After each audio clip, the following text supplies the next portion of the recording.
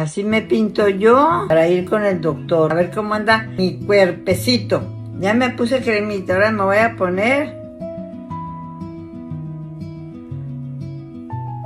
make-up. Ay, ya se le make-up. Con este me lo voy a rellenar todo. Pues ya no soy una jovencita. Me decía mi esposo, tienes unas ojeras de caimán. Mis cachetitos ya se ven mejores. Vamos a pintar los ojitos. Este ojito que tengo ponchado, pues también, para que se me abra un poquito. Ya parece que ya están iguales. Me voy a poner este. Poquito, para que no se me vea mucho. Voy a un chequeo general. No se me vayan a preocupar porque estoy bien, gracias a Dios. Un besote. Bye bye.